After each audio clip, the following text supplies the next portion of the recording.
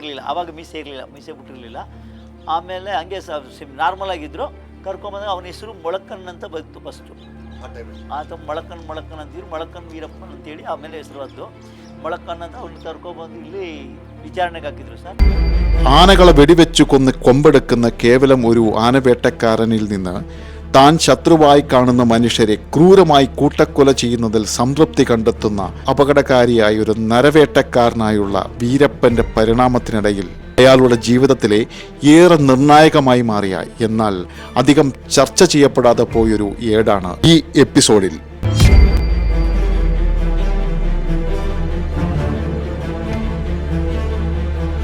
ആയിരത്തി 1986 ഒക്ടോബർ മാസത്തിലെ അവസാനത്തെ ആഴ്ച കർണാടകയിലെ ചാമരാജനഗറിനടുത്തുള്ള താളവാടി വനമേഖലയിലെ തൻ്റെ ഒളിത്താവളത്തിൽ നിന്ന് ഒരു യാത്രയ്ക്കുള്ള തയ്യാറെടുപ്പിലായിരുന്നു വീരപ്പൻ. 10-ലധികം വരുന്ന സംഘാംഗങ്ങൾക്ക് താൻ തിരികെ വരുന്നതുവരെ കഴിയുന്നതിലുള്ള ഭക്ഷ്യവസ്തുക്കൾ എല്ലാം വീരപ്പൻ സംഭരിച്ച് നൽകി. സംഘാംഗങ്ങൾക്ക് വേണ്ട നിർദ്ദേശങ്ങളും നൽകിയ ശേഷം വീരപ്പൻ ഈറോഡിനടുത്തുള്ള ഭവാനിയിലേക്ക് ഒരു വാടകക്കാറിൽ യാത്ര പുറപ്പെട്ടു. ഭവാനിയിലുള്ള തൻ്റെ സുഹൃത്ത് രാജാമണിയെ സന്ധിക്കാനായിരുന്നു വീരപ്പൻ്റെ യാത്ര. ആനവേട്ടയ്ക്ക് ഉപയോഗിക്കാൻ കൃത്യതയും പ്രകരശേഷിയും കൂടിയ ഒരു റൈഫിൾ വാങ്ങുക എന്നതായിരുന്നു വീരപ്പൻ്റെ യാത്രാ ലക്ഷ്യം. ഭവാനിയിലെത്തി രാജാമണിയെ കണ്ട വീരപ്പനോട് കൊടൈക്കനാലിൽ ഒരു റൈഫിൾ വിൽപ്പനയ്ക്കുണ്ടെന്ന് രാജാമണി അറിയിച്ചു. വീരപ്പനും രാജാമണിയും പളനി ക്ഷേത്രവും സന്ദർശിച്ച് കൊടൈക്കനാലിൽ എത്തി. 1-2 ദിവസം കൊടൈക്കനാലിൽ തങ്ങിയെങ്കിലും രാജാമണിക്ക് തോക്കു വാങ്ങാൻ ഇടനിലക്കാരെ കണ്ടുമുട്ടാൻ സാധിച്ചില്ല. ഒടുവിൽ റൈഫിൾ അന്വേഷിച്ച് വീരപ്പനും രാജാമണിയും കേരളത്തിൽ തൃശ്ശൂരിലും എത്തിയെങ്കിലും അവിടെയും അവർക്ക് റൈഫിൾ വാങ്ങാൻ കിട്ടുമായിരുന്നില്ല. രാജാമണിയുടെ നിർബന്ധത്തിന് വഴങ്ങി റൈഫിൾ വാങ്ങാൻ വീരപ്പൻ ബാംഗ്ലൂരിലേക്ക് യാത്ര പുറപ്പെട്ടു. ബംഗളൂരിലുള്ള കള്ളക്കടത്ത് സംഘങ്ങളുമായി ബന്ധപ്പെട്ടെങ്കിലും അവിടെയും അവർക്ക് പക്ഷേ ഒരു റൈഫിൾ അത്ര എളുപ്പം വാങ്ങാൻ കിട്ടുമായിരുന്നില്ല. ഒടുവിൽ കർണാടകയിലെ ഹാസനിൽ ഒരു റൈഫിൾ വിൽപ്പനയ്ക്കുണ്ടെന്ന് രാജാമണി വീരപ്പനെ അറിയിച്ചു. റൈഫിൾ വാങ്ങാനുള്ള പണവും വാങ്ങി വീരപ്പനെ റൂമിലിരുത്തിയ ശേഷം രാജാമണി ഹാസനിലേക്ക് പുറപ്പെട്ടു.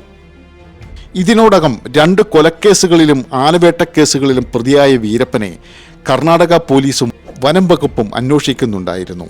ഇക്കാര്യം രാജാമണിക്കും അറിയാം. റൈഫിൾ വാങ്ങി നൽകാമെന്ന് വിശ്വസിപ്പിച്ച് വീരപ്പൻ്റെ കയ്യിലുണ്ടായിരുന്ന പണവും വാങ്ങിയെടുത്ത ശേഷം രാജാമണി നേരെ പോയത് പക്ഷേ പോലീസിന് വിവരം കൊടുക്കാനായിരുന്നു. ഏതാനും മണിക്കൂറുകൾക്ക് ശേഷം തിരികെ എത്തിയ രാജാമണി താൻ തോക്ക് വാങ്ങിയെന്ന് വീരപ്പനെ അറിയിച്ചു.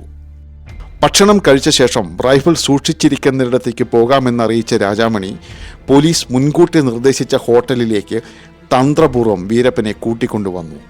ഹോട്ടലിൽ ഭക്ഷണം കഴിക്കാനിരുന്ന വീരപ്പനെ പോലീസ് സംഘം വളഞ്ഞു പിടിച്ചു. വീരപ്പനെ പോലീസ് ബാംഗ്ലൂർ ജയാനഗർ പോലീസ് സ്റ്റേഷനിലേക്കാണ് ആദ്യം കൊണ്ടുപോയത്. അവിടെ നിന്ന് ബാംഗ്ലൂർ നഗരത്തിൽ തന്നെയുള്ള മറ്റൊരു അജ്ഞാത കേന്ദ്രത്തിലേക്ക് അവർ വീരപ്പനെ എത്തിച്ചു. വീരപ്പൻ്റെ ഫോട്ടോ എടുത്ത് അതിൻ്റെ കോപ്പി കർണാടക പോലീസിൻ്റെ ഫോറസ്റ്റ് സെൽ വിഭാഗം Chamarajanagar deputy forest conservator P ശ്രീനിവാസന് അയച്ചു നൽകി. തങ്ങൾ പിടികൂടിയിരിക്കുന്നത് ചെങ്കപ്പാടി സ്വദേശിയായ വീരപ്പൻ എന്ന കൂസ് മുനുസ്വാമിയെ തന്നെയാണോ എന്ന് ഉറപ്പിക്കാനായിരുന്നു ഈ നടപടി. ചാമരാജനഗർ DCF ആയിരുന്ന പി ശ്രീനിവാസന് വീരപ്പൻ്റെ ഫോട്ടോ ലഭിച്ചെങ്കിലും അദ്ദേഹവും വീരപ്പനെ മുൻപ് കണ്ടിട്ടുണ്ടായിരുന്നില്ല. ബാംഗ്ലൂർ പോലീസ് അയച്ചുകൊടുത്ത വീരപ്പൻ്റെ ചിത്രവുമായി പാലാർ ഗോപിനത്തം മേഖലകളിലെത്തി അവിടെയുള്ള ജനങ്ങളിൽ നിന്നും വനം ഉദ്യോഗസ്ഥരിൽ നിന്നും പോലീസ് പിടികൂടിയിട്ടുള്ളത് കൂസ് മുനുസ്വാമി എന്ന വീരപ്പനാണെന്ന് പി ശ്രീനിവാസൻ തിരിച്ചറിഞ്ഞു. വിവരം ബാംഗ്ലൂർ പോലീസിനെ DCF പി ശ്രീനിവാസൻ ടെലിഫോൺ മുഖേന അറിയിച്ചു. പോലീസ് കസ്റ്റഡിയിലായി 3 ദിവസം വേണ്ടിവന്നു പോലീസിന് തങ്ങളുടെ പിടിയിലുള്ളത് വീരപ്പനാണെന്ന് ഉറപ്പാക്കാൻ. പോലീസ് കസ്റ്റഡിയിലായി 4-ാം ദിവസം വീരപ്പനെ കാണാൻ കർണാടക പോലീസിൻ്റെ ഫോറസ്റ്റ് സെൽ DYSP മഹാദേവസ്വാമി എത്തി. 2 കൊലപാതകങ്ങളും ആനവേട്ടയും അടക്കമുള്ള താൻ ചെയ്തിട്ടുള്ള കുറ്റകൃത്യങ്ങൾ DYSP മഹാദേവസ്വാമിക്ക് മുൻപിൽ വീരപ്പൻ ഏറ്റുപറഞ്ഞു.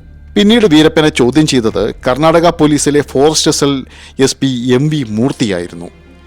പിടിയിലാകുന്ന കുറ്റവാളികളെ വളരെ പരുക്കനായി കൈകാര്യം ചെയ്യുന്ന രീതിയായിരുന്നു MV മൂർത്തിയുടേത്. അദ്ദേഹത്തിൻ്റെ നിർദ്ദേശത്തെ തുടർന്ന് വീരപ്പൻ്റെ കട്ടിമീശ പോലീസ് വടിച്ചു കളഞ്ഞു. തല മുട്ടയടിച്ചു. ധരിച്ചിരുന്ന വസ്ത്രങ്ങൾ ഊരി വാങ്ങിയ ശേഷം ഒരു അഴഞ്ഞ കാക്കി ട്രൗസറും ബനിയനും നൽകി. എന്നിട്ടും കോടതിയിൽ ഹാജരാക്കാൻ തയ്യാറാകാതെ പോലീസ് വീരപ്പനെ ചാമരാജനഗറിന് സമീപമുള്ള ബൂതിപ്പടുക്ക ഫോറസ്റ്റ് ബംഗ്ലാവിലേക്ക് കൊണ്ടുപോയി. അവിടെ എത്തുന്നതിന് മുൻപ് വീരപ്പന്റെ കണ്ണുകൾ പോലീസ് മൂടിക്കെട്ടിയിരുന്നു.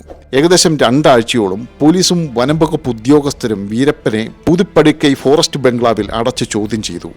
തല മൊട്ടയടിച്ച്, മീശ വടിച്ച്, ഒരു അഴഞ്ഞു തൂങ്ങിയ കാക്കി ട്രൗസറും ബനിയനും ധരിപ്പിച്ച്, കൈകാലുകൾ ബന്ധിച്ച നിലയിൽ വീരപ്പനെ ചോദ്യം ചെയ്തിരുന്നതിൻ്റെ ഓർമ്മകൾ അന്ന് ഈ ഫോറസ്റ്റ് ബംഗ്ലാവിൽ ജോലി ചെയ്തിരുന്ന കർണാടക വനം വകുപ്പ് ജീവനക്കാരനായിരുന്ന ಮಾದೇವ ಬಲರಾಮ್ ಇನ್ನೂ ಓರ್ತಿರಿക്കുന്നു.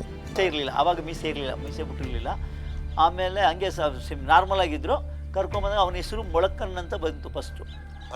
ಆತ ಮೊಳಕನ್ ಅಂತಿದ್ರು, ಮೊಳಕನ್ ವೀರಪ್ಪನ್ ಅಂತೇಳಿ ಆಮೇಲೆ ಹೆಸರು ಬಂತು. ಮೊಳಕನ್ ಅಂತ ಅವ್ನ ಕರ್ಕೊಬಂದು ಇಲ್ಲಿ ವಿಚಾರಣೆಗೆ ಹಾಕಿದ್ರು ಸರ್.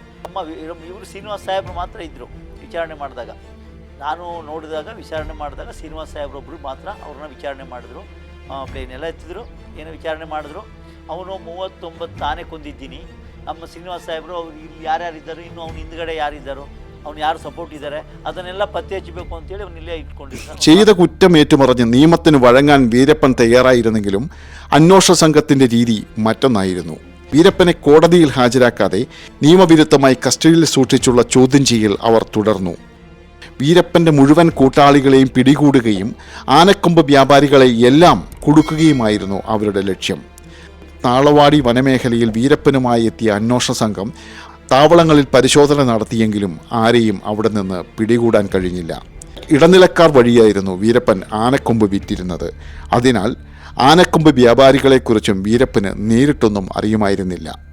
എങ്കിലും ചില സൂചനകളുടെ അടിസ്ഥാനത്തിൽ അന്വേഷണ സംഘം വീരപ്പനുമായി ആനക്കൊമ്പ് വ്യാപാരികളെ തിരഞ്ഞ് കേരളത്തിൽ തൃശ്ശൂരിലുമെത്തി. തൃശ്ശൂരിൽ ആനക്കൊമ്പിൽ തീർത്ത ശില്പങ്ങളും മറ്റും നിർമ്മിച്ചു വിറ്റിരുന്ന വ്യാപാരിയുടെ അടുത്ത് വീരപ്പനുമായി എത്തി അന്വേഷണ സംഘം. എന്നാൽ ഈ വ്യാപാരി ആഫ്രിക്കയിൽ നിന്നും ആനക്കൊമ്പ് വാങ്ങിയതിൻ്റെ രേഖകളും ലൈസൻസും സൂക്ഷിച്ചിരുന്നു. വീരപ്പനുമായി കർണാടകയിൽ നിന്നെത്തിയ അന്വേഷണ സംഘത്തെ സ്വീകരിച്ചിരുത്തിയ ആനക്കൊമ്പ് വ്യാപാരി ലോക്കൽ പോലീസിൽ വിവരമറിയിക്കുക കൂടി ചെയ്തു. സ്ഥലത്തെത്തിയ കേരള പോലീസ് കർണാടക പോലീസിനോട് വീരപ്പനെ കസ്റ്റഡിയിൽ വിട്ടുകൊടുത്തുകൊണ്ടുള്ള കോടതി ഉത്തരവ് കാണിക്കാൻ ആവശ്യപ്പെട്ടു.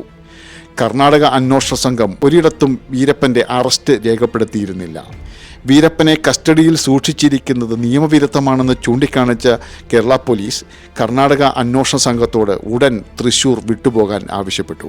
15 ദിവസത്തിലധികമായി വീരപ്പൻ തങ്ങളുടെ കസ്റ്റഡിയിലുണ്ടെങ്കിലും കോടതിയിലോ പുറം ലോകത്തെയോ ഈ വിവരം ഒരിക്കലും അന്വേഷണ സംഘം അറിയിച്ചിരുന്നില്ല. അന്വേഷണ സംഘം വീരപ്പനുമായി തിരികെ ചാമരാജനഗറിലേക്ക് യാത്ര ആരംഭിച്ചു.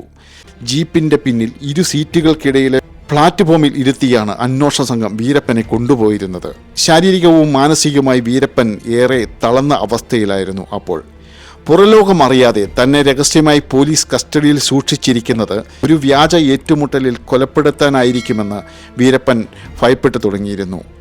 താൻ ഏതു നിമിഷവും ഒരു വ്യാജ ഏറ്റുമുട്ടലിൽ കൊല്ലപ്പെട്ടേക്കാമെന്ന് ഭയപ്പെട്ടിരുന്നതായി വീരപ്പനെ നേരിൽ കണ്ട് അഭിമുഖമെടുത്ത ശിവസുബ്രഹ്മണ്യം എന്ന പത്രപ്രവർത്തകനോട് പിന്നീട് വീരപ്പൻ വെളിപ്പെടുത്തുകയുണ്ടായി.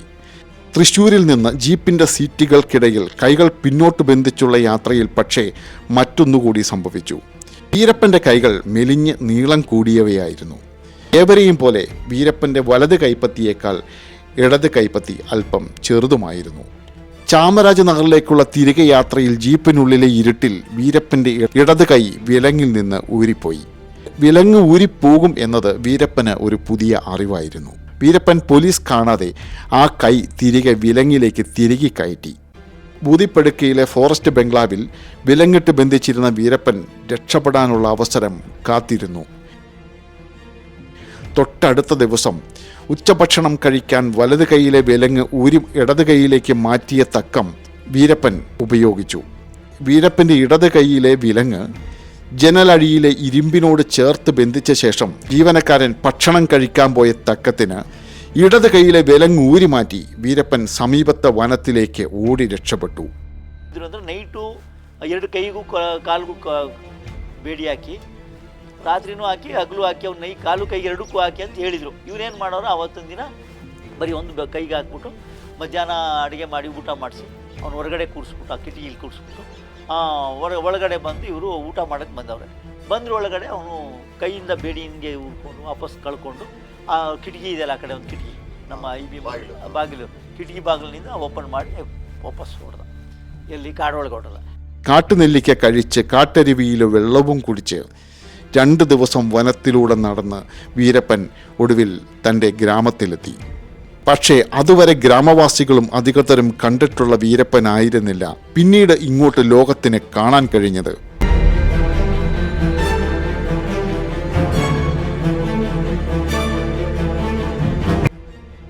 സുഹൃത്തിൻ്റെ ചതി, 20 ദിവസം പോലീസിൻ്റെ നിയമവിരുദ്ധ കസ്റ്റഡി, ഒടുവിൽ മരണവക്രത്തിൽ നിന്നുള്ള രക്ഷപ്പെടൽ. ഈ സംഭവങ്ങൾ വീരപ്പൻ്റെ സ്വഭാവം മാറ്റിമറിച്ചു.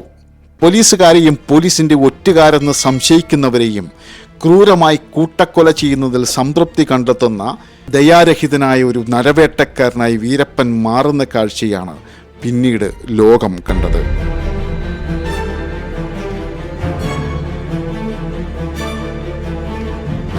ലോകം ഭീതിയോടെ നോക്കിക്കണ്ട വീരപ്പനെ വനത്തിനുള്ളിലെ അയാളുടെ സങ്കേതത്തിലെത്തി ആദ്യമായി അഭിമുഖം നടത്തുകയും ചിത്രങ്ങൾ പകർത്തുകയും ചെയ്ത ശിവസുബ്രഹ്മണ്യം എന്ന പത്രപ്രവർത്തകൻ വീരപ്പനൊപ്പമുള്ള തൻ്റെ അനുഭവങ്ങൾ സൗത്ത് ഇന്ത്യൻ മീഡിയയുമായി പങ്കുവയ്ക്കുന്നു. 1993 முதல் முறையாக வீரப்பனை சந்தித்து அவருடைய பேட்டி புகைப்படங்கள் எல்லாமே வெளியிட்டது நான் தான்.